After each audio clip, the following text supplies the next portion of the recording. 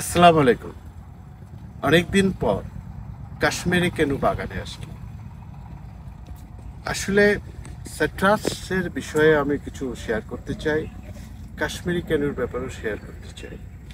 আমাদের একটা সময় এসছে এখন ভ্যারাইটিগুলোকে অ্যানালাইসিস করার, ভালো দিক খারাপ দিকগুলো আমাদের তুলে ধরা। কাশ্মীরি কেনু 5-6 বছর আগে আমি প্রথম এনেছিলাম কাশ্মীর থেকে, তখন জানতাম না আসল নাম। এটা পরে বুঝতে পারলাম যে এটাই পাঞ্জাব কেনু। তবে পাউকিন্নু যেটা পরবর্তীতে ওনারা ডেভেলপ করেছেন সেটাতে বিচি কয়েকটা কম আছে। লেস দেন 7 সিডস দে কল অ্যাজ সিডলেস। এটা 8টা-9টা পর্যন্ত সিড হয়। এটা প্রথমে ছিল। এটা আপনারা গত 2 বছর ধরে দেখতে পাচ্ছেন অনেক হাইপ হচ্ছে এবং অসংখ্য যারা সেল হচ্ছে, অসংখ্য লোক হুমড়ি খেয়ে পড়ছে। এখানে আমি একটা সত্য কথা না বললেই না, এটা কিন্তু একটা অফ ইয়ার আছে। যে বছর ফল বেশি হবে পরের বছর আপনার একটাও না হতে পারে। আবার যে বছরে আপনি লেট হারভেস্ট করবেন তার পরের বছর নেই। এই দুইটা মাথায় রাখবেন, কারণ আমার এখানে 30টা মাদার ট্রি আছে। এই যে দেখুন, এখানে 30টা। এইগুলা কিন্তু বয়স সব 5-6 বছর। এখান থেকে বাংলাদেশে ছড়িয়েছে কাশ্মীরি কেনু। বলতে গেলে পায়োনিয়ার হিসেবে আমি প্রথম আনি।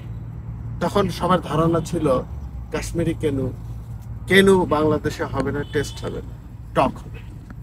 পরবর্তীতে দেখা গেল এটা একটা খুবই অর্থকরী ফসল, ভালো।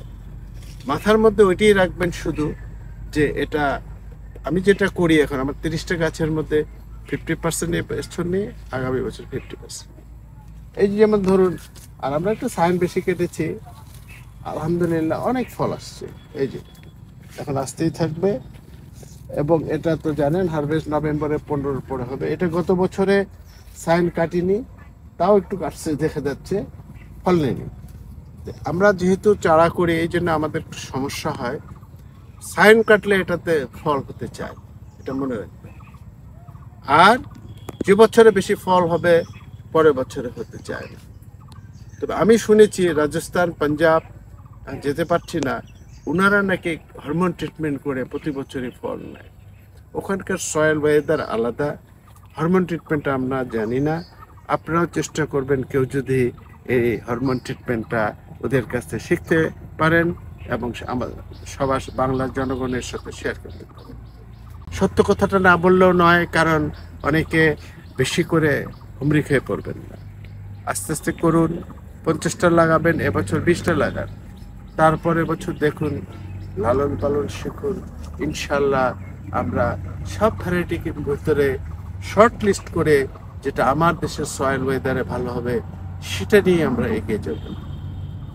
সবাই আমার জন্য দোয়া করবেন। আপনারা সবাই ভালো থাকবেন। আল্লাহ হাফিজ।